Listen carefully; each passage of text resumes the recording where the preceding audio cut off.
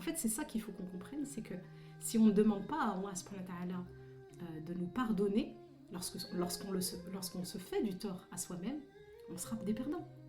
Donc effectivement, c'est la première chose qu'Allah va apprendre à l'humanité. Parce que dans notre vie, on a deux choix. Soit on suit les traces d'Iblis, d'accord ? Et on sait qu'il fera tout pour qu'on le suive.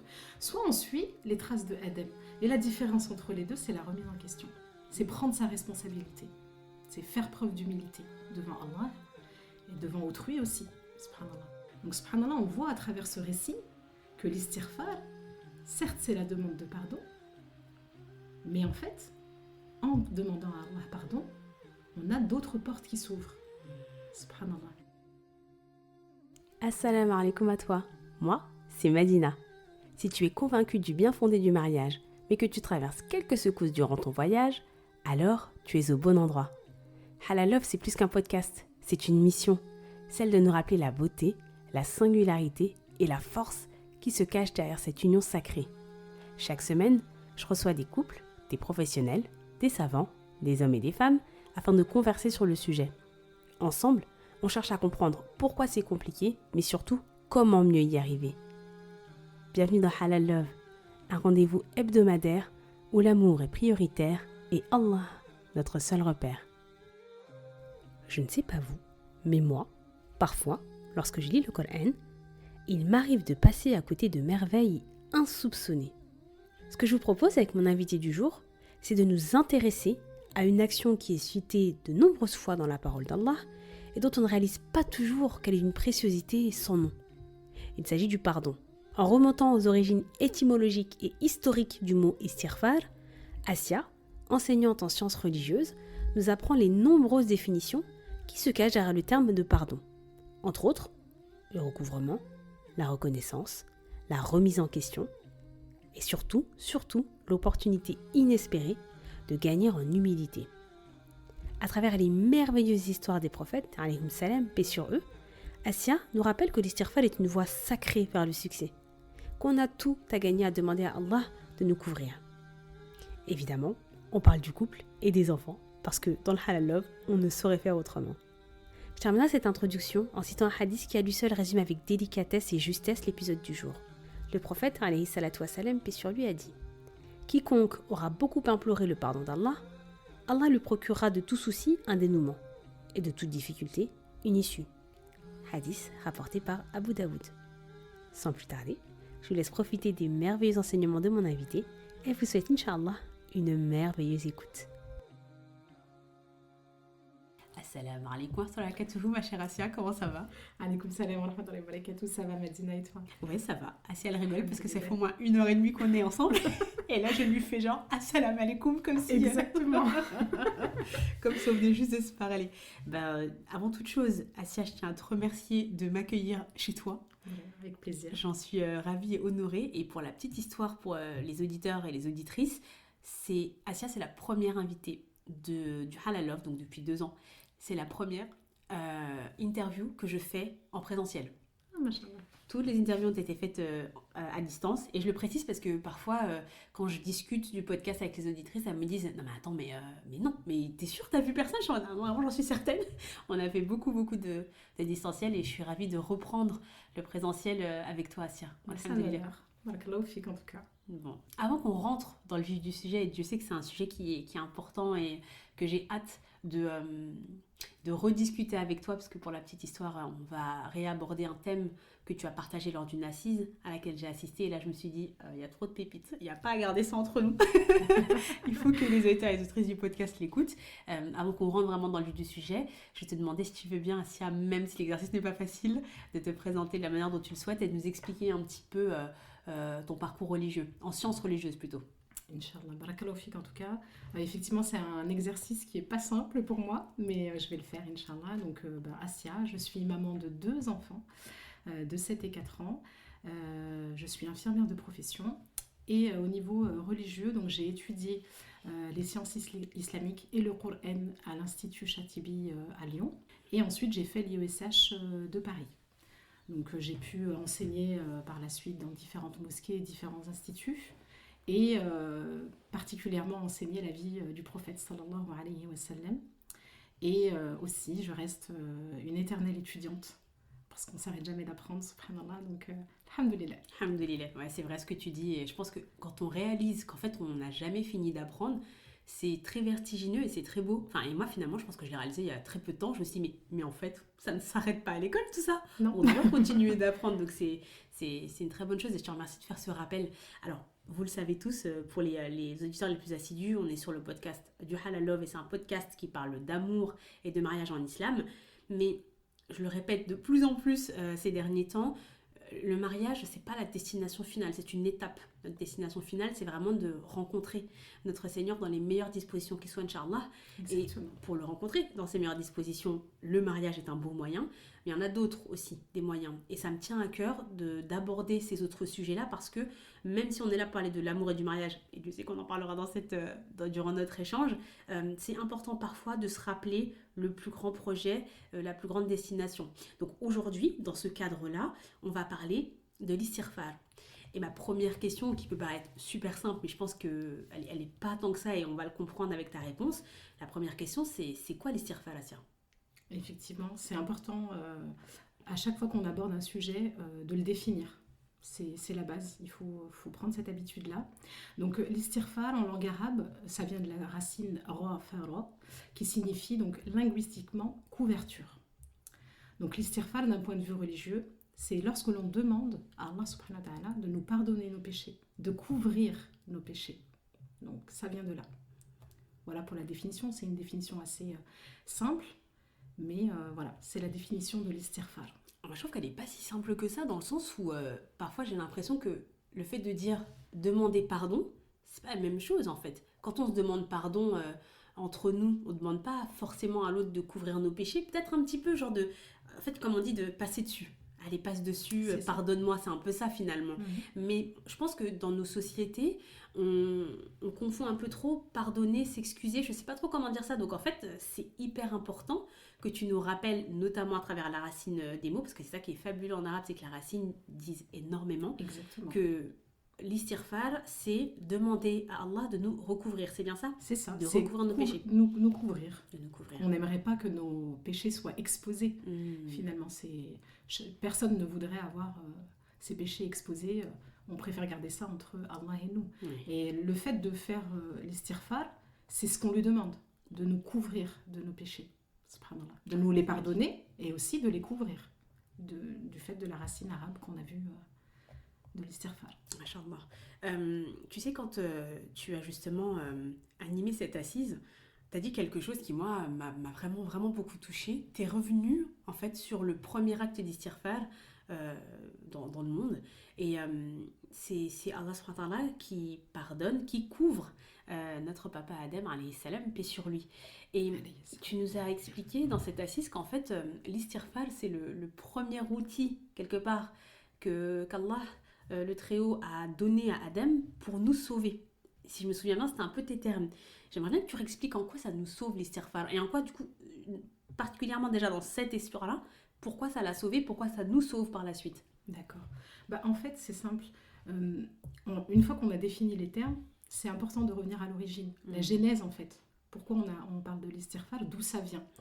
Et en fait, l'istighfar, c'est, subhanallah, comme tu as dit, c'est le premier moyen que Allah subhanahu wa ta'ala nous donne. Donc pour ça, il faut revenir un peu à l'histoire. L'histoire où il y a deux personnages en fait qui sont mis en avant par Allah subhanahu wa ta'ala, c'est Iblis, qui était un djinn et qui avait un statut élevé parmi les anges, et Adam alayhi salam. Donc en fait, avant la création d'Adam, Iblis, il a été honoré par Allah subhanahu wa ta'ala. Comme on a vu, il lui a donné un statut. Et en fait, lorsqu'il va créer Adam, il va demander aux anges, vous connaissez l'histoire, de se prosterner devant Adam, puisqu'il l'a honoré, et que Adam avait en lui ce qu'on appelle le ruh, ce souffle divin. Et donc il a demandé aux anges, et donc à Iblis aussi, qui était parmi eux, de se prosterner. Et en fait, Iblis va désobéir. Son comportement, c'est qu'il désobéit. Il refuse. Et subhanallah, en parallèle, on a aussi Adam, qui est honoré, qui a un statut spécial. Et en fait, Allah subhanahu wa ta'ala va lui donner un commandement il va l'établir au paradis, il va lui dire tu fais ce que tu veux avec ton épouse, mais je t'interdis tel arbre. Donc ça c'est pour l'histoire. Mais Adem, on le voit, on connaît l'histoire, il va aussi désobéir. Donc on a face à nous deux personnages qui ont tous deux été honorés par Allah et qui vont tous deux désobéir à Allah. Et en fait, c'est là que c'est intéressant. C'est que la réaction, c'est là qu'elle va diverger. Subhanallah.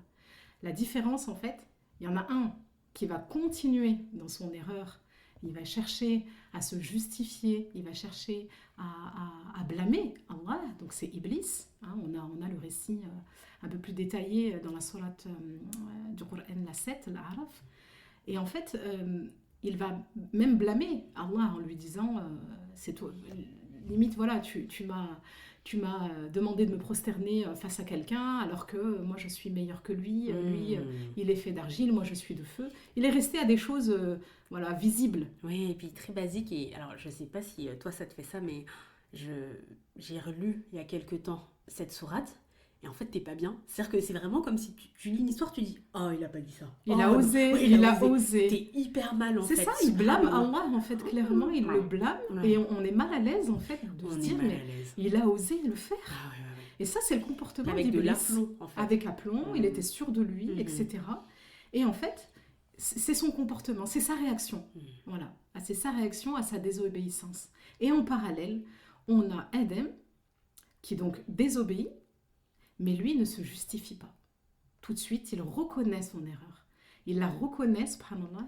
Et en fait, c'est là où il prend une décision importante, il nous ouvre en fait le chemin de cette remise en question. Il n'a pas cherché à blâmer Allah. Pourtant, si on voulait aller loin comme Iblis, on pourrait se dire qu'il avait peut-être des arguments pour blâmer Allah. On n'oserait pas, bien évidemment, mais on pourrait se dire oui, Adam aurait pu reprocher à Allah que en fait, sa destination après le paradis, c'était la terre, puisqu'Allah nous dit qu'il l'a créé pour la terre, et non pas pour le paradis, parce parfois, à tort, on pense qu'il a été chassé du paradis. Sauf que Allah l'avait créé dans le but qu'il vive sur terre. Et il aurait pu, Adam, reprendre, dire non, de toute façon, c'était prévu, tu m'as piégé. On pourrait s'imaginer. Adam, il ne rentre pas du tout dans ces justifications-là, il n'essaye même pas. Il assume. Il prend ses responsabilités devant Allah. Et en fait, c'est à travers ce récit que Allah nous donne le premier enseignement de l'humanité. Puisque Allah va inspirer à Adam des paroles qui font que, aujourd'hui, on parle de l'istighfar. Ces paroles, c'est lorsque Allah donne à Adam les paroles, on l'a dans Surat Baqarah, puis Adam reçut de son Seigneur des paroles, et Allah agrée son repentir. D'accord ? Donc, qu'est-ce qu'il a dit, Adam ? C'est Allah qui lui a inspiré. « Oh notre Seigneur, nous avons fait du tort à nous-mêmes. Si tu ne nous pardonnes pas et ne nous fais pas miséricorde, nous serons très certainement du nombre des perdants. » En fait, Allah lui a inspiré des paroles de repentir. Voilà, on s'est fait du tort à nous-mêmes. Je ne blâme personne. Je me suis fait du tort à moi-même. Là, on est au pluriel parce que c'est lui et son épouse. Le verset concerne lui et son épouse. Et en fait, c'est fort parce qu'il dit « Si tu ne nous pardonnes pas, et ne nous fait pas miséricorde, on sera parmi les perdants. » Et en fait, c'est ça qu'il faut qu'on comprenne, c'est que si on ne demande pas à Allah subhanahu wa ta'ala de nous pardonner, lorsqu'on se fait du tort à soi-même, on sera des perdants. Donc effectivement, c'est la première chose qu'Allah va apprendre à l'humanité, parce qu'on sait que lorsque Allah va créer Adam, on sait qu'il lui a enseigné diverses choses, etc. Il lui demande de les réciter aux anges, mais on ne sait pas de quoi il s'agit exactement. Mais Allah met l'accent sur ça. On a ce récit dans les détails, parce que c'est important, ça doit nous interpeller. Et c'est pour ça que je dis, c'est le premier enseignement finalement de l'humanité. Ouais, c'est magnifique, parce que vraiment, à travers tes propos, on réalise, et à travers la parole sacrée évidemment, on réalise que, comme tu le dis, c'est la voie de la réussite. C'est-à-dire que si Allah ne nous couvre pas, c'est la défaite. On sera du nombre des perdants. Exactement. Et qu'il ne nous recouvre pas par ailleurs de sa miséricorde, de sa clémence, de sa rahma. On est du côté des perdants. Des perdants, et subhanallah, dans d'autres versets, on a du nombre des injustes. Donc ça, à la fois on est perdant, et à la fois on est injuste envers qui ? Envers soi, envers Allah, envers peut-être les personnes à qui l'on a fait du tort. Donc il y a aussi ce terme-là d'injustice, perdant et injuste, subhanallah. Si tu ne nous pardonnes pas, nous ferons partie des injustes. ou des perdants selon les versets C'est et extrêmement les fort. histoires. J'ai une autre question sur l'istighfar. Je voulais savoir quel est le rapport des prophètes à l'istighfar. Et je te pose la question parce que je lisais un ouvrage qui s'appelle La foi musulmane et il y a un extrait d'Ibn al-Qayyim qui parle des prophètes et vraiment je vais paraphraser, mais ce qu'Ibn al-Qayyim il dit c'est que en fait les prophètes sont la voie vers le salut parce qu'en fait c'est eux qui nous montrent comment nous rapprocher d'Allah subhanahu wa ta'ala. Et je me dis essayer de comprendre quel était le rapport des prophètes alayhim salam paix sur eux avec l'istighfar, ça ne pourra que nous aider à aller vers la réussite. Exactement. Cependant, on a beaucoup d'exemples dans les histoires de prophètes. Bon, je ne vais pas toutes les raconter, hein. J'adore raconter les histoires, mais j'ai essayé de me limiter. Déjà, Adam, alayhi salam. Donc déjà, c'est la base, c'est la genèse en fait de l'istighfar. Donc du coup, je viens de parler de son histoire, je ne vais pas la re-raconter. Le prophète Younous, alayhi salam, on connaît son histoire, on sait qu'il a quitté son peuple parce qu'il ne voulait pas l'écouter et il a pris cette décision seul. Ce n'est pas Allah qui lui a dit de partir. Et on connaît l'histoire, il se retrouve sur un bateau, le bateau échoue, il se retrouve dans le ventre d'une baleine. Et subhanallah, en fait, Younous, donc complètement perdu dans les ténèbres finalement, la chose que Allah lui inspire, à nouveau, c'est une formule de pardon. Subhanallah, on connaît cette formule-là qu'on enjoint à répéter. La ilaha illa ant, subhanak, inni kuntu min al-zalimin.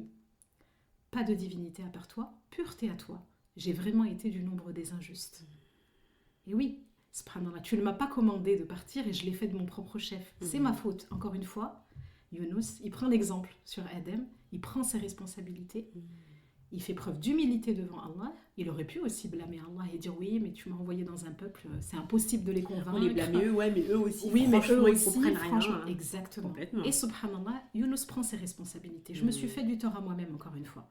Et j'ai été du nombre des injustes. C'est là où il utilise ce terme. J'ai été vraiment du nombre des injustes. Younous alayhi salam se considère à ce moment-là parmi le nombre des injustes. Et Allah subhanallah, tout de suite, il le libère de la baleine.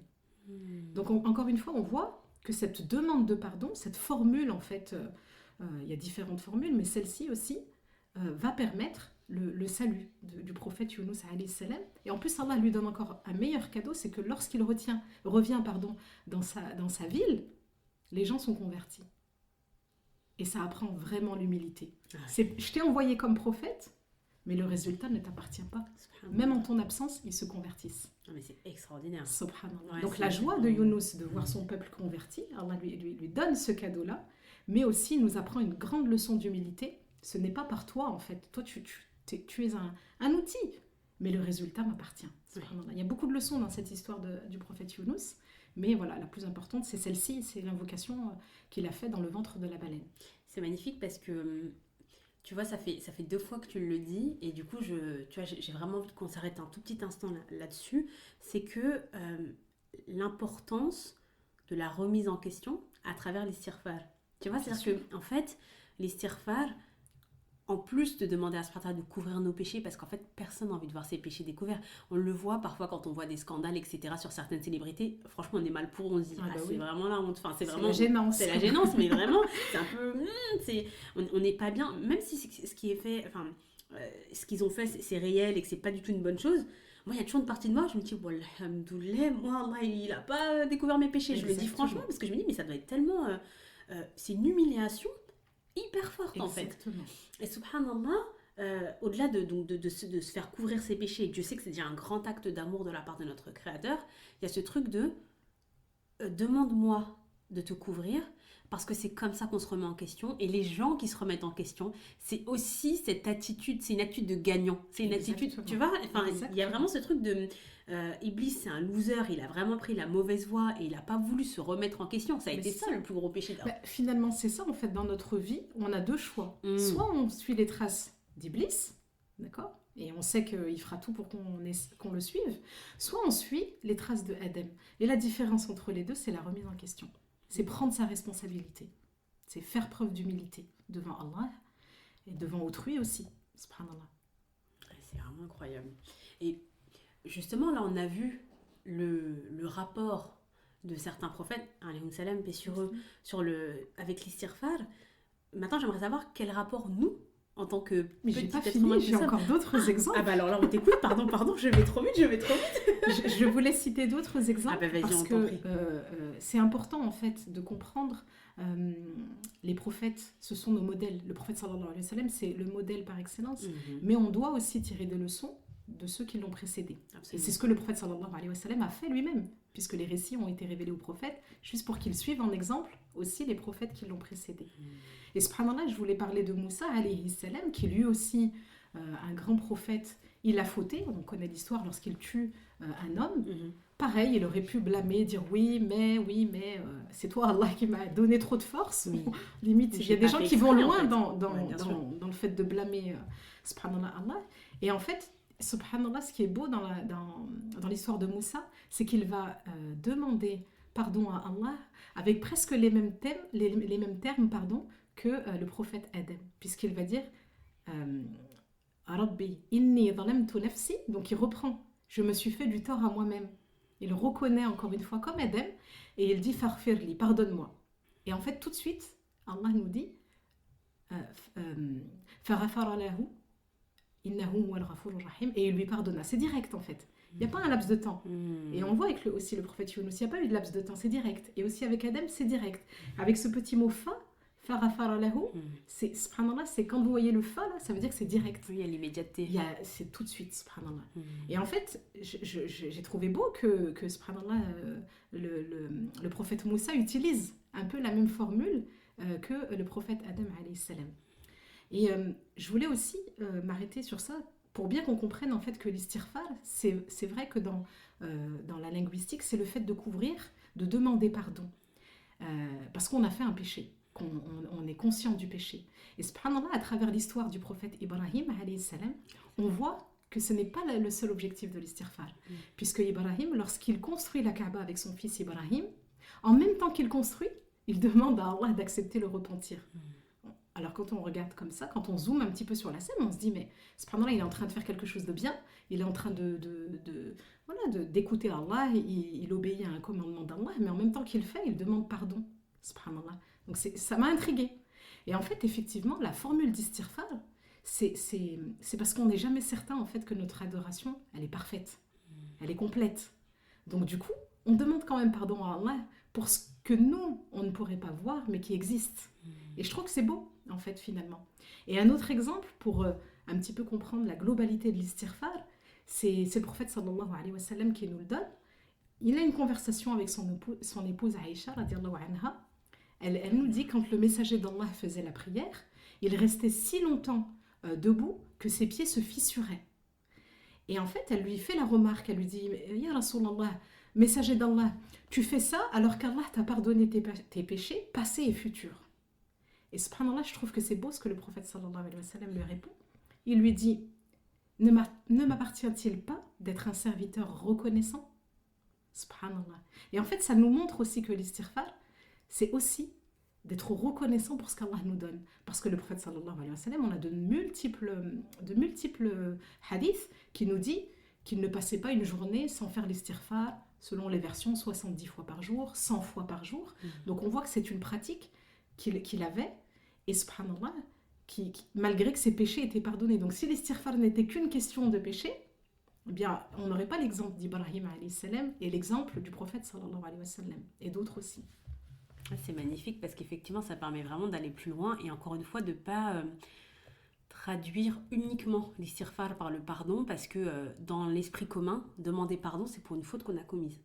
Clairement. Qu'on a compris qu'on avait commis. Alors qu'on fait beaucoup de péchés sans s'en rendre compte. Exactement. Aussi. Et que parfois, le fait de ne pas faire suffisamment, dans le sens où Allah il fait déjà tellement pour nous qu'en fait on ne pourra jamais faire assez pour ce matin-là. En fait, l'istighfar, ça sert à ça aussi, de se dire mais je sais très bien que dans tous les... je ne pourrai jamais te rendre tout ce que tu me donnes. Tout ça, la reconnaissance. C'est la reconnaissance. Et pour moi, c'est vraiment un degré autre et voire une nature très différente que de demander pardon. C'est de se dire je suis tellement reconnaissante parce que je te demande pardon. Je pourrais te dire je suis tellement reconnaissante que je te dis merci.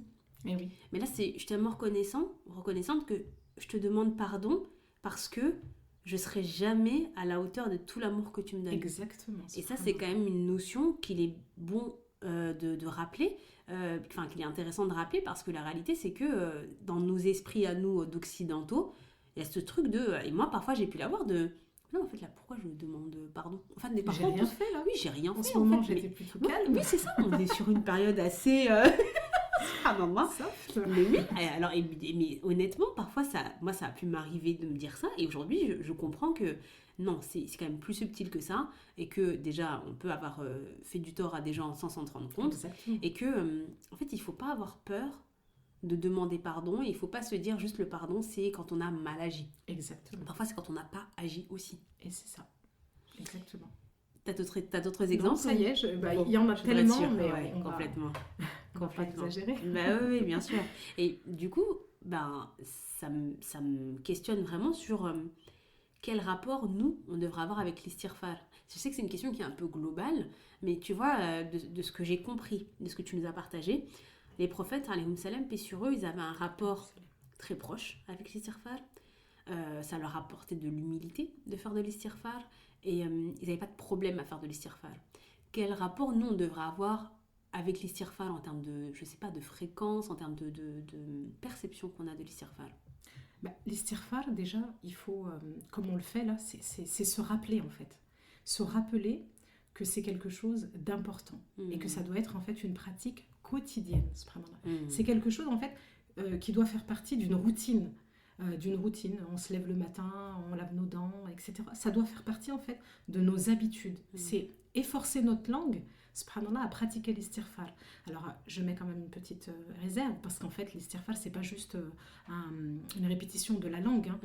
Bien évidemment, quand je dis qu'il faut s'efforcer de le faire, c'est avec présence du cœur. C'est-à-dire, c'est pas juste répéter astaghfirullah, astaghfirullah, astaghfirullah. Non, il faut prendre conscience de ce qu'est l'istighfar, prendre conscience du bienfait de l'istighfar pendant qu'on le fait, et subhanallah, ne pas hésiter à en parler, à l'enseigner.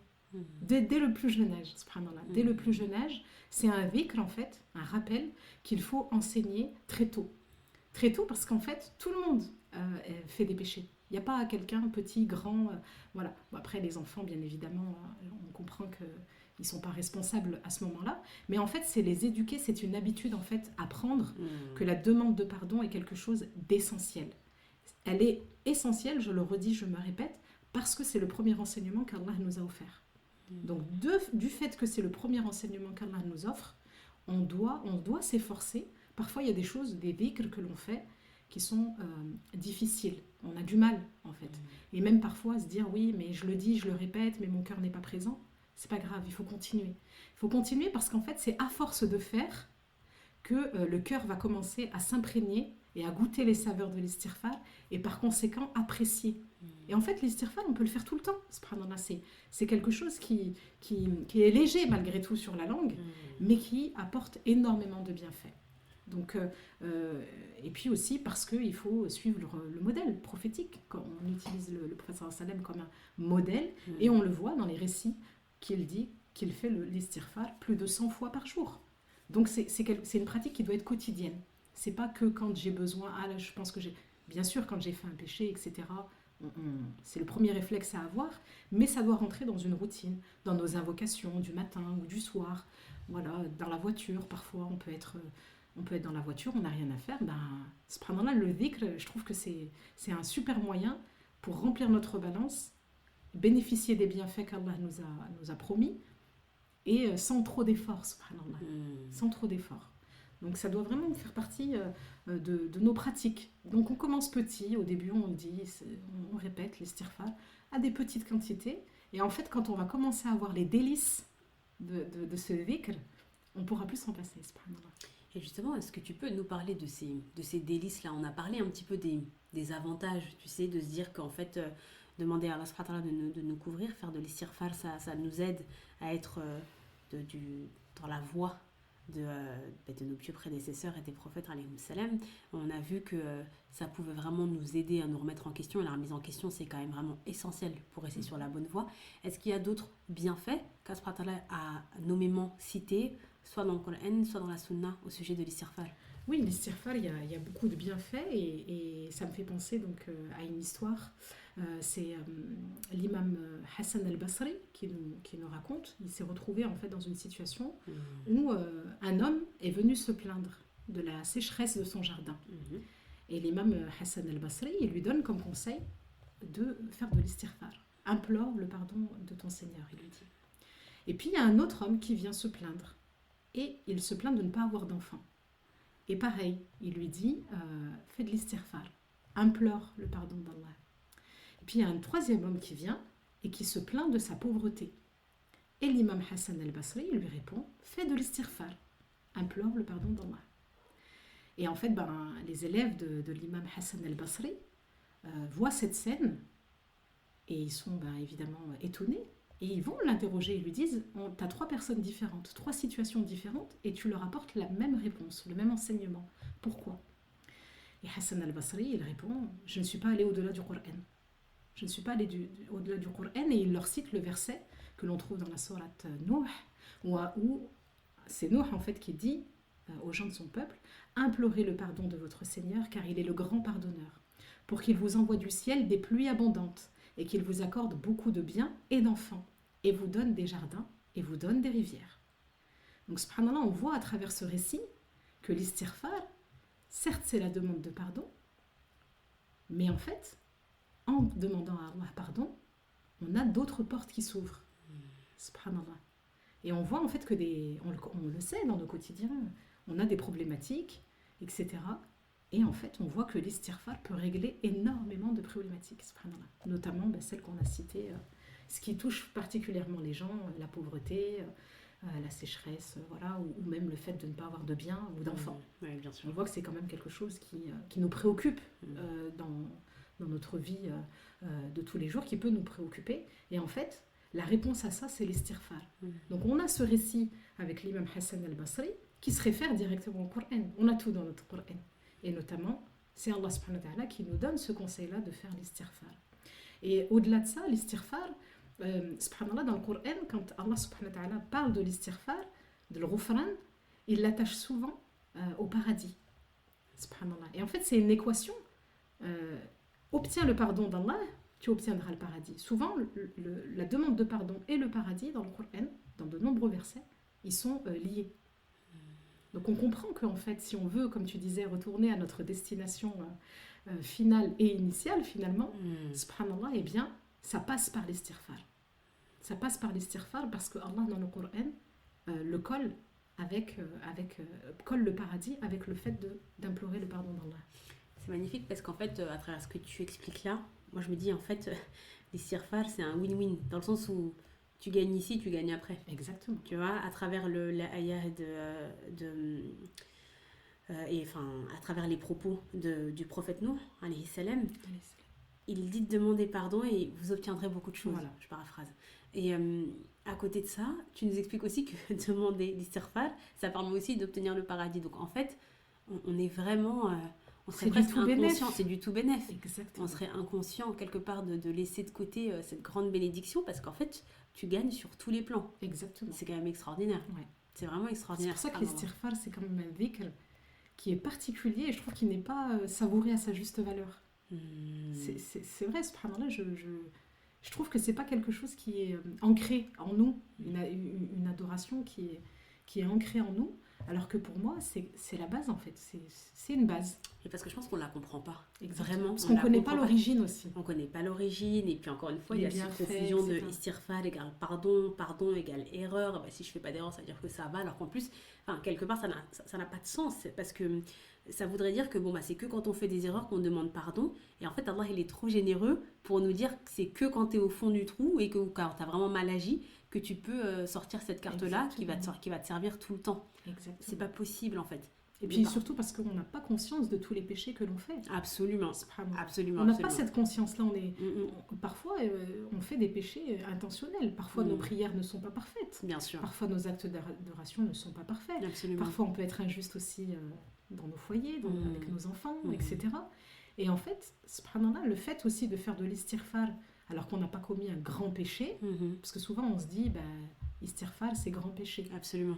Non, subhanallah, souvent, voilà, des fois même un regard, parfois même intentionnel, Bien que sûr. l'on peut poser sur quelqu'un, Bien peut sûr. l'avoir blessé. C'est intentionnel, mais justement, l'istighfar, il est là aussi pour combler ce Bien que sûr. je ne sais pas Bien sûr. que j'ai pu faire, subhanallah. Bien sûr, ou même lever les yeux au ciel quand quelqu'un nous parle, ou perdre patience. Nous, on se Exactement. dit, bon, bah en fait, mais lui, ça fait 3 fois que je lui demande quelque chose, ou je l'ai répété, c'est normal que je perde patience.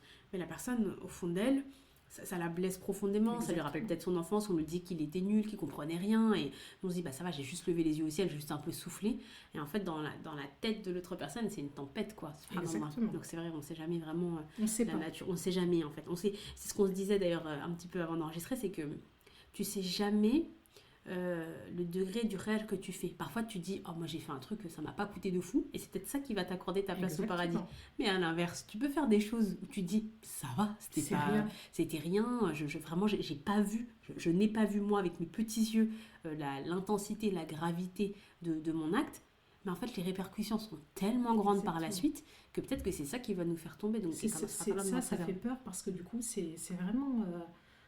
C'est un peu une épreuve qui est silencieuse. C'est que Absolument. on fait en fait des choses, des actes mauvais, mais en Mm. fait notre âme s'est habituée au point où on voit même plus le mal. Absolument. Alors que de faire régulièrement l'istighfar, C'est vrai. ça nous ouvre cette porte Ouais. de regarder en détail nos actes.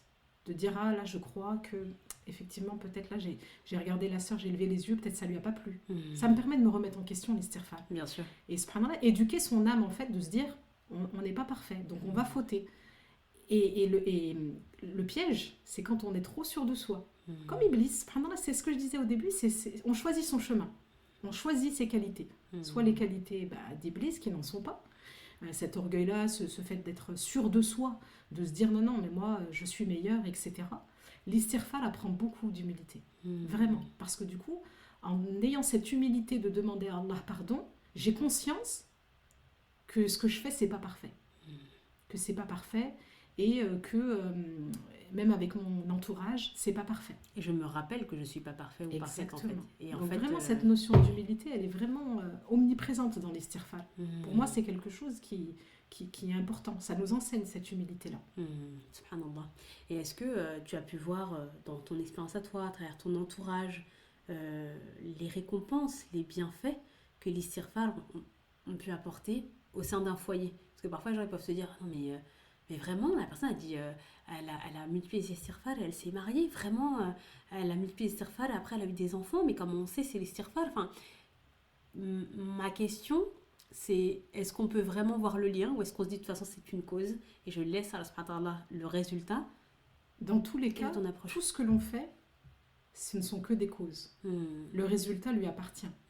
Moi, mon rôle, c'est de multiplier les causes. Donc, comme tu as dit, le mariage, les enfants, je multiplie les causes. Je ne reste pas attachée aux causes. En fait, je fais ce que Allah me demande. Je fais le job. Allah, il me demande de faire des causes. Je fais les causes. Mais je ne m'attache pas aux causes. C'est-à-dire que de dire, pour ma propre expérience, par exemple, subhanallah, moi, je n'ai pas eu d'enfant pendant 7 années. Et j'ai un de mes chouyours qui m'a conseillé de faire l'istighfar. Donc il m'a dit, voilà, Asira, fais l'istighfar. Il m'a parlé de ce récit de l'imam Hassan el-Basri, de la sourate, du verset que l'on trouve dans la sourate Nuh. Voilà, comme l'échange qu'on a eu là, subhanallah. Et je me suis dit, c'est une cause. Mais aujourd'hui, de dire, alhamdoulilah, aujourd'hui j'ai 2 enfants, de dire, j'ai fait l'istighfar et j'ai eu des enfants, ça veut dire en fait que je mets en avant la cause et pas celui qui m'a inspiré la cause. Je ne mets pas en avant celui à qui le résultat appartient. Donc effectivement, j'ai fait ce dhikr d'istighfar, j'ai fait ma cause. Maintenant, est-ce que je les ai eus on peut se poser la question, est-ce que c'est ça? Est-ce que on aime bien savoir, est-ce que c'est, j'ai fait l'istighfar, c'est bon, j'ai eu mes enfants. J'ai fait telle cure de plantes, j'ai eu mes enfants, j'ai eu tel ou tel. Le résultat, il appartient à Allah. Il a dit, à ce moment-là, kun, et il a été. Et c'est ça, nous, que l'on doit comprendre, c'est que l'istighfar est une cause. Mais le résultat final n'appartient qu'à Allah. Dans tous les cas. Il y a des gens qui... Sinon, on serait déçus. Il y a des personnes, peut-être, qui nous écoutent qui avaient connaissance de ce bienfait de l'istighfar, qui ont peut-être, ça fait des années qu'ils font de l'istighfar, et pourtant ne sont toujours pas mariés, n'ont toujours pas d'enfants, toujours pas de travail, etc., etc. Et du coup, on serait déçus, en fait. On nous aurait menti, comme on pourrait dire, subhanallah. Non, en fait. Je fais les causes qu'Allah subhanahu wa ta'ala me demande de faire. Je suis convaincue aussi que Allah donne lorsqu'il nous demande de faire quelque chose.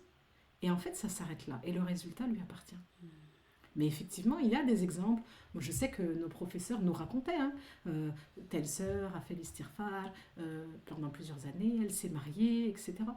En fait, subhanallah, c'est comme si on avait beaucoup d'ingrédients et qu'on voulait se cantonner à un seul ingrédient. Il faut faire toutes les causes, que ce soit pour le mariage, que ce soit pour avoir des enfants, que ce soit pour trouver un travail, etc. Après, on peut se dire, moi, je vais faire plus cette cause-là que l'autre, parce que je suis convaincue de son bienfait. Et c'est un bien. C'est un bien aussi. Mais subhanallah, comme je le dis toujours, on fait les causes, mais on ne s'y attache pas. On s'attache à celui qui donne le résultat, et c'est Allah subhanahu wa ta'ala. Parce qu'on peut aussi tomber dans cette forme un petit peu d'idolâtrie, de se dire, c'est grâce à moi. C'est grâce à moi. Subhanallah, les pieux prédécesseurs, ils disaient une parole, ils disaient, le fait de délaisser les causes est un péché. Mais le fait de s'attacher aux causes est une forme d'idolâtrie. Bien sûr. Et l'istighfar est une cause. D'accord ? C'est pas le résultat, c'est une cause. Non, c'est vrai que le glissement, il est facile parce que tu peux vite te dire c'est parce que j'ai demandé pardon. Exactement. Là, c'est pas juste j'ai. Et encore une fois, je reviens à notre ennemi déclaré, Iblis, c'est le chemin qu'il a emprunté.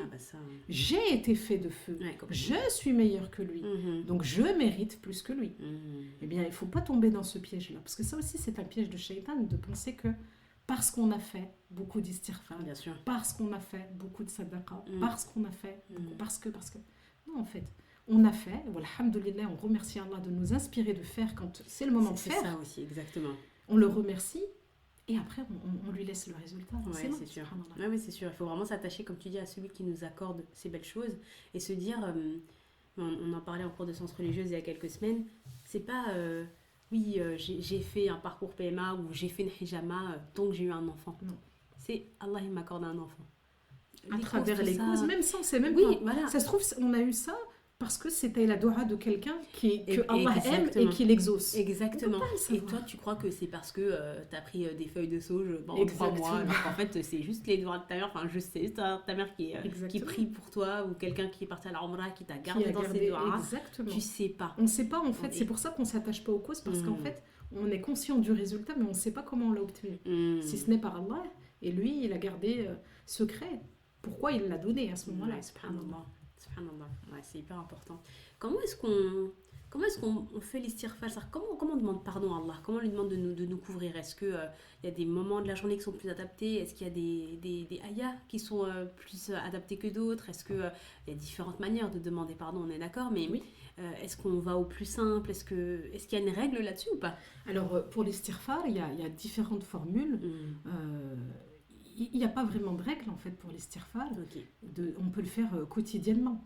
On n'a pas les détails de quand est-ce que le prophète sallallahu alayhi wa sallam faisait l'istighfar plus de 70 fois ou plus de 100 fois. Souvent on nous dit que c'est bien de les inclure dans nos invocations du matin et du soir parce que c'est un repère finalement. C'est un moment où on a une certaine routine et du coup voilà, mais en fait il ne faut pas se figer.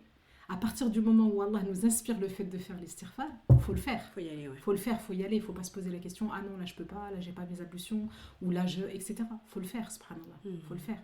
Et après, il y a des formules simples. Juste le fait de dire astaghfirullah, c'est la plus simple. C'est quand on dit pardonne-moi Allah. Après, il y a d'autres formules. Astaghfirullah al-azim, on va ajouter des noms d'Allah, par exemple le grand, donc on ajoute en fait à sa grandeur. Le fait aussi de dire astaghfirullah wa atubu ilayh. Donc on met cette notion aussi de repentance avec les conditions qu'elles ont. C'est quoi la différence entre l'istighfar et la tauba? Parce que je pense que ça c'est pas la même chose. Déjà les termes ne sont pas les mêmes. Ouais, bien sûr. La repentance en fait, il y a des conditions. Parmi ces conditions, il y a le fait d'arrêter tout de suite cet acte. Donc c'est vraiment en fait qu'on a une prise de conscience plus fort que quand on demande l'istighfar au quotidien. Le fait de se repentir, c'est qu'en fait on se repent sur un sujet précis. Tauba, c'est sur quelque chose qui est précis. C'est-à-dire, il y a des conditions. Donc on arrête en fait ce qu'on est en train de faire, on fait la promesse de ne pas y revenir, d'accord. Et le troisième, c'est... Ah, j'ai un trou. Donc cesser le péché, le regretter, et promettre de ne pas y revenir. Ah oui, c'est vrai. Oui, c'est vrai. Voilà. Et il y a une quatrième condition qui s'ajoute à celle-ci, d'accord. C'est de réparer le dommage si c'est sur une personne. Voilà. Parce que le repentir, en fait, subhanallah, l'istighfar, et le repentir, c'est le droit d'Allah. D'accord. Mais quand il y a une autre personne qui entre en jeu, c'est le droit humain. Donc du coup, on doit demander pardon à cette personne. Donc c'est ça en fait la différence. Donc l'istighfar, c'est plus large, c'est très large. Le repentir, c'est un peu plus ciblé. C'est plus ciblé. Pour faire assez simple. Hein. C'est presque, c'est l'étape d'après quoi. Parce qu'il y a ce truc de Allah, enfin cette chose de Allah recouvre mon péché, ça c'est une chose. La deuxième chose, c'est je vais réparer mon péché, je vais faire en sorte de ne plus jamais y revenir. C'est un travail qui est colossal. Exactement. Et c'est pas le même du coup. C'est ça. Okay. C'est ça, pour vraiment résumer, c'est, oui, bien sûr. Voilà, c'est plus sur le repentir, c'est quelque chose qui va être plus précis, d'accord, avec des conditions. L'istighfar, il n'y a pas de conditions à l'istighfar. Ouais, c'est ça, il suffit juste en fait de le prononcer, c'est une parole que l'on prononce et qu'on doit répéter régulièrement. Oui, l'intention, enfin, je pense que c'est peut-être entre guillemets la seule condition, c'est d'avoir vraiment l'intention pure de demander à Allah, couvre-moi. Parce que là, vraiment, si tu le fais couvre-moi, pardonne-moi. En sorte que je fasse plus preuve d'humilité, que je sois plus reconnaissant, comme on a vu à travers les récits des prophètes. Et puis, il y a d'autres formules. Comme je dis, il n'y a pas de moment spécifique. Subhanallah, c'est un dhikr, c'est un rappel. Et le rappel, en fait, il peut se faire à n'importe quel moment de la journée. Ça qui est magnifique dans notre religion aussi, il faut le dire, c'est qu'on peut se rappeler d'Allah. Il y a des actes qui sont conditionnés par le temps, comme la prière, etc. Et aussi par des... Voilà, il y a des règles, etc. Puis il y en a d'autres, non, finalement. Et le dhikr, le rappel de la langue surtout, c'est quelque chose qui n'est pas forcément conditionné. Et c'est pour ça que c'est facile d'accès. C'est accessible à tous, comme je disais tout à l'heure, dès le plus jeune âge. C'est accessible dès le plus jeune âge. C'est quelque chose de facile qui n'a pas besoin énormément de conditions. Ouais, c'est magnifique. C'est une grande porte ouverte en fait. Et c'est ça, il faut vraiment le voir comme ça, je pense. Exactement. Subhanallah. Quand on parle d'istighfar, de demander pardon, moi je ne peux pas m'empêcher, puisqu'on est sur le halal, de penser au fait de se demander pardon et la couvrance entre conjoints. J'ai compris que l'istighfar, c'est vraiment de ma compréhension. C'est une demande qu'on fait auprès d'Allah subhanahu wa ta'ala. Mais je sais pas, me vient quand même à l'esprit le fait de demander pardon à l'autre. On en parlait avant d'enregistrer, on peut aussi demander pardon à ses enfants. Exactement. Quand on a le sentiment, c'est vrai, quand on a le sentiment que c'est une bonne pratique. C'est une bonne pratique. Non seulement pour très soi, difficile. C'est bien pour soi, parce que ça nous apprend aussi l'humilité. L'humilité, on revient à ça en fait. Exactement. Et aussi, ça éduque nos enfants à demander pardon. Demander pardon aux personnes qui sont dans le foyer et aussi demander pardon à Allah. Moi, je sais que c'est quelque chose, je pense que c'est quelque chose que j'inculque beaucoup à mes enfants, de faire l'istighfar. Des fois, les punitions se résument à des séances d'istighfar. Il y en a qui disent va dans ta chambre, va réfléchir dans ta chambre. Moi, je dis va faire de l'istighfar dans ta chambre. Parce que effectivement, pour qu'ils aient conscience en fait que lorsque l'on faute, on se dirige vers celui qui peut nous pardonner. Et une fois que ça c'est fait, si évidemment il y a eu un dommage collatéral, comme je dis, bien sûr. Et c'est exactement l'objet de ton questionnement en fait, dans le couple, dans le foyer, dans la famille, etc. Il peut y avoir des dommages collatéraux dans nos comportements. Et en fait, demander pardon à Allah, oui, mais on en revient à cette notion-là de repentir. Elle est conditionnée quand on a pris le droit humain. Subhanallah. Quand c'est entre Allah et nous, Allah il est miséricordieux, il a toutes ses attributs, il a tous ses attributs qui font que, subhanallah, il nous pardonnera, tu vois. Mais quand c'est entre l'humain et l'humain, il faut faire cette démarche aussi de demander pardon. Parce que, subhanallah, j'ai envie de dire, les personnes au sein du foyer sont nos principales victimes. Sont nos principales victimes dans le sens où elles sont victimes de nos écarts, de nos injustices parfois, de nos sauts d'humeur, du droit qu'on ne leur accorde pas, etc., etc. Et parfois, effectivement, demander pardon à son conjoint, demander pardon à ses enfants, c'est aussi faire preuve d'humilité. Et c'est avoir aussi une attitude où l'on peut travailler l'ego. Parce qu'en fait, demander pardon à son conjoint ou demander pardon à ses enfants, ça demande quand même une sacrée maîtrise de l'ego. Subhanallah, ça demande, parce que c'est difficile. Pour certaines personnes, demander pardon, c'est facile. Pour d'autres, c'est difficile, très difficile. Parce qu'en fait, demander pardon, c'est aussi se remettre en question. C'est voir nos faiblesses, etc. Et malheureusement, dans le foyer, dans le couple, avec les enfants, on ne veut pas montrer. Alors que normalement, c'est le lieu où justement on devrait montrer le plus nos faiblesses. Et malheureusement, c'est parfois le lieu où on peut être le plus injuste. Donc on devrait commencer déjà au sein du couple, au sein du foyer, au sein de la famille, plus large aussi. C'est là qu'on devrait commencer à demander pardon, subhanallah. Et je rajoute à ce que tu viens de dire qui était passionnant, ce truc de... Tu vois, il y en a, ça leur coûte pas de demander pardon. Je pense que parfois je fais partie de ces gens-là, mais pourquoi je fais partie de ces gens-là, c'est parce qu'en fait, est-ce que j'ai vraiment réfléchi ? Est-ce que c'est pas juste parce que pour moi c'est plus facile de dire pardon que de rester fâché comme ça ? Je me dis, bon, ça va lui faire plaisir, je vais demander pardon. Je le pense pas vraiment. La réalité, c'est que faut demander sincèrement pardon. Bien sûr. Mais tu vois, ça paraît évident, mais en fait, je pense que ça n'est pas tant que ça. Parce que, tu sais, quand tu es enfant, eux, ils savent dire pardon. Pardon, Oui, et puis 3 secondes après, ils font la même chose. Et puis ils te le disent pardon des fois en criant ou en tapant du pied. Oui, c'est ça. On ne demande pas pardon comme ça. C'est ça. On est sur une intention qui est un peu, somme toute, un peu biaisée. Exactement. Et en fait, mais ça commence là. C'est en ça que je me dis, c'est quand même hyper important de se la rappeler parce que quand t'es petit, parfois, on te dit juste, dis pardon. On n'en comprend Okay, pas le je vais sens. dire pardon, oui, exactement. C'est pas dis pardon, ok, pardon. Derrière, c'est creux. Et tu peux grandir en étant aussi là-dessus en disant, ça me coûte pas de dire pardon. Mais d'accord, si mais ça te fait coûte pas. plaisir. Mais oui, si ça te fait plaisir. Mais c'est pas ça, demander pardon. C'est vraiment de c'est dire. pour ça que je rajoutais cette notion en fait de travailler l'ego. Absolument. Et de se remettre en question. Parce qu'en fait, avant de demander pardon, il y a un travail. Bien C'est sûr. pas on arrive et on demande pardon. Quand je demande pardon à quelqu'un, c'est que déjà j'ai conscientisé que j'avais fauté. J'ai conscientisé que peut-être, parce que parfois on se dit peut-être que. Et en fait, des fois, c'est pas le cas. Hein. Parfois, on se dit non, la personne me dit non, t'as pas à t'excuser, il n'y a pas de souci. Oui. Moi, ça m'est déjà arrivé Bien sûr. de moi me sentir mal à l'aise parce que peut-être j'aurais pas donné le droit à une sœur qui m'a posé une question ou qui m'a parlé et je l'ai un petit peu négligée. Et en fait, après, quand je rentre, ça me travaille. Et du coup, je l'appelle, je lui dis ouais, excuse-moi pour tout à l'heure et tout, ne le prends pas mal, etc. J'étais préoccupée ou etc. Et elle me dit non, mais pas du tout. Parfois, en fait, c'est nous, on pense. Mais c'est bien d'avoir cette démarche. Parce que, justement, encore une fois, je reviens à ce terme-là, humilité. Humilité, responsabilité.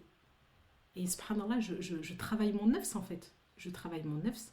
À partir du moment où on sait demander pardon, ça nous apprend aussi à, subhanallah, à se rendre compte qu'on n'est rien en fait. Quand je peux faire des fautes, je ne suis pas infaillible, subhanallah. Le fait de savoir demander pardon, même aux personnes qui nous entourent dans notre foyer, c'est aussi leur apprendre que, ouais, on peut faire une erreur. Voilà, moi, je demande pardon à mes enfants, parfois, effectivement, ça m'arrive, et ça m'arrivera certainement encore beaucoup, parce que j'apprends aussi à être maman, et parfois, j'ai pas les bons codes, les bonnes réponses, la bonne attitude, parce que parfois je suis préoccupée, donc du coup je peux léser dans leur temps ou leur manière de parler. Et subhanallah, parfois, oui, je leur dis ouais, excusez-moi, j'aurais pas dû me comporter comme ça, j'aurais pas dû faire comme ça, maman elle essaiera de faire attention la prochaine fois. Et en fait, le fait d'apprendre ça à ses enfants, eux aussi, subhanallah, ils le font après. Ah, excuse-moi, ils apprennent à le faire, subhanallah. On est leur exemple. Ça, voilà, c'est pas discutable. Sinon, on ne demande jamais pardon. Comment demain on veut qu'ils nous demandent pardon? Et en plus, il faut qu'ils y mettent du sens. Alors que nous-mêmes, on ne le fait jamais. Non, c'est moi l'adulte. J'ai une carte joker, je peux faire ce que je veux. Non, ça n'existe pas, subhanallah. Ouais, on sera interrogé. Moi, je trouve que c'est beau parce que c'est vrai que Allah a donné une certaine sacralité aux parents. Et effectivement, mais il ne faut pas en jouer. Parce que le jour du jugement, lorsqu'Allah nous interrogera, il interrogera d'abord l'enfant sur la manière dont les parents l'ont éduqué. Et Allah ne nous demandera pas à nous, d'abord parents, comment était l'enfant. Et subhanallah, ça, moi, je trouve que j'ai appris ça, en fait, quand je suis devenue maman. Voilà, quand je suis devenue à mon tour maman, donc c'est moi qui ai le statut maintenant, entre guillemets, de sacralité, j'ai voulu comprendre quand même. J'ai voulu comprendre parce que parfois, effectivement, nos parents peuvent ne pas être justes avec nous et je voulais comprendre parce que pour moi, Allah, c'est le juste des justes. Donc ça me paraissait pas très logique.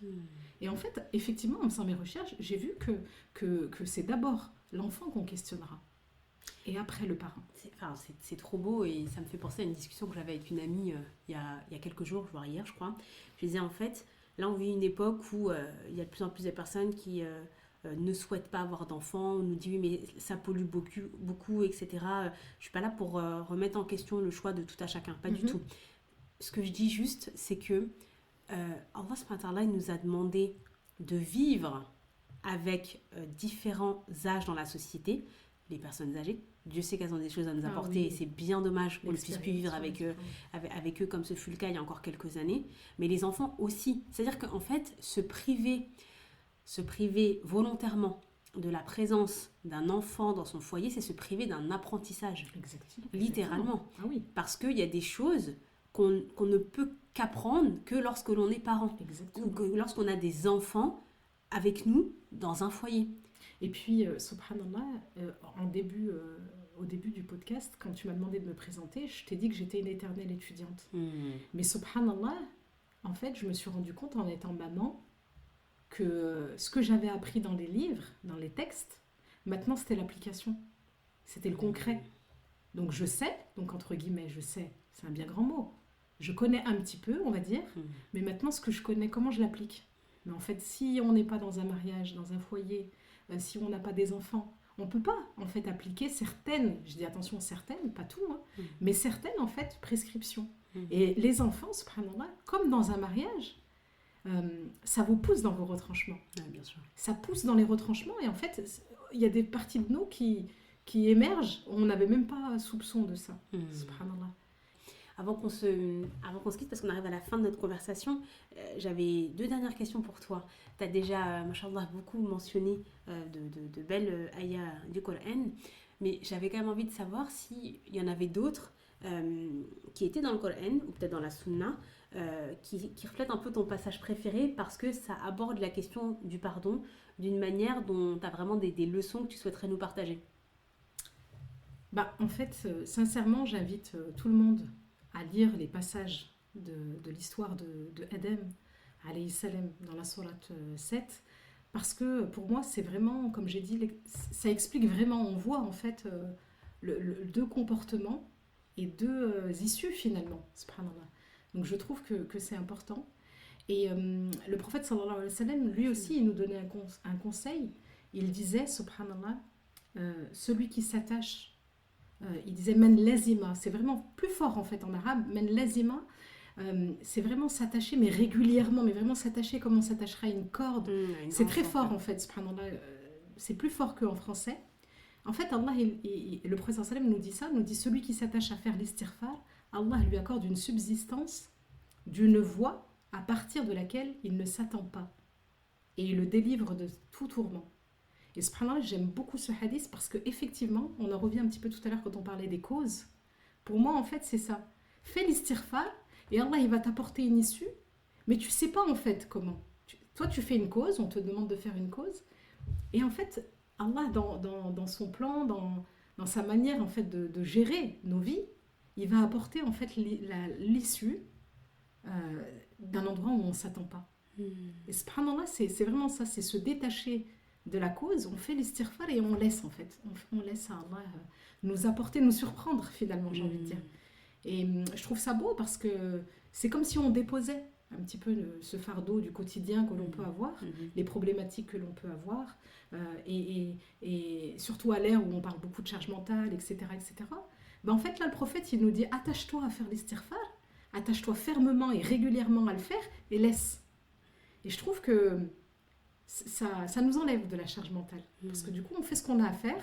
Et après, comme le résultat ne nous appartient pas, je trouve que c'est assez déculpabilisant et assez...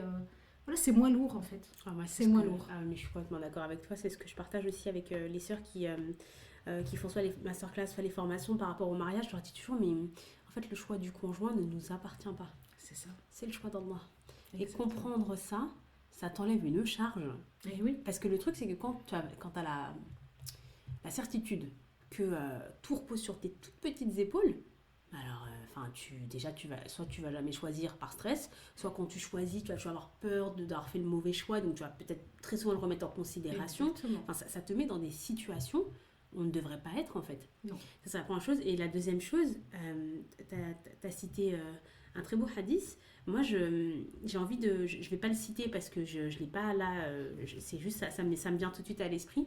J'avais envie de le partager avec toi et avec ceux qui nous écoutent. C'est que moi, il y a un passage qui parle du pardon dans le Coran qui me touche toujours beaucoup. Et à chaque fois, je me dis, t'en es là ou pas, Madina? Bon, malheureusement, la réponse est pas vraiment, mais bon, on va en reparler. Vous savez, avec l'affaire du collier de Aïcha, Oui. où Aïcha elle a été calomniée, etc. Elle avait perdu son collier, donc elle est partie le récupérer, ils étaient en expédition, et puis en fait quand elle a voulu reprendre un petit peu, reprendre la trace de ses camarades et de ses compagnons, eh bien ils sont partis sans elle. Puis ensuite il y a une personne qui a vu que Aïcha n'était plus là, et donc il est parti la récupérer, et donc il a vraiment plus fait en sorte d'avancer bien devant elle, etc., pour pas qu'il y ait un soupçon de quoi que ce soit. Et malgré tout, parce que l'homme reste l'homme, il y a eu des calomnies à son encontre. Alhamdulillah, Allah lui-même l'a libéré de ces calomnies-là, il l'a blanchi, exactement. Et ce qui est fou, c'est que l'une des personnes qui a calomnié Aïcha, c'est une personne qui bénéficiait des largesses de Sayyidina Abu Bakr, donc le père de Aïcha, qui lui fournissait vraiment une aide comme une allocation, etc., parce qu'il n'avait pas les moyens. Exactement. L'audace de la personne quand même. Ouais. Donc vous avez un homme qui vous fournit une allocation, etc., mais l'homme étant ce qu'il est, on ne va pas juger, ça ne l'a pas empêché de faillir et d'aider et de calomnier la fille de son bienfaiteur, entre guillemets. Et Abu Bakr, sachant cela, il se dit, bah alors là c'est fini. Bah alors là, lui franchement, la bienfaisance c'est terminé, ça c'était avant, j'arrête. Et Allah lui-même dit, mais en fait, n'arrête pas, parce que est-ce que vous-même vous n'aimez pas quand moi je vous pardonne? Et moi à chaque fois que je lis cette ayah, je me dis, mais vraiment, mais c'est ça qu'Allah il nous demande. Et tu vois, tu parlais de l'humilité, ça me permet vraiment de reboucler cette boucle et de finir cette conversation par là où on l'a commencé.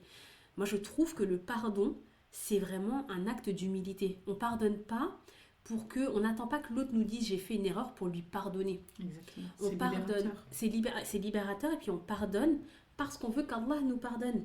Parce qu'on lui dit, bon Allah, c'est vrai, t'as raison, moi aussi je fais des erreurs. Parce que quand il dit ça, est-ce que toi t'aimerais pas que je te pardonne? Ça veut dire, toi tu fais pas des erreurs, toi? C'est ça. Toi t'as pas des manquements? Est-ce que toi t'aimerais pas que je couvre aussi tes manquements? Donc en fait, c'est un appel à l'humilité, ce qu'il fait là.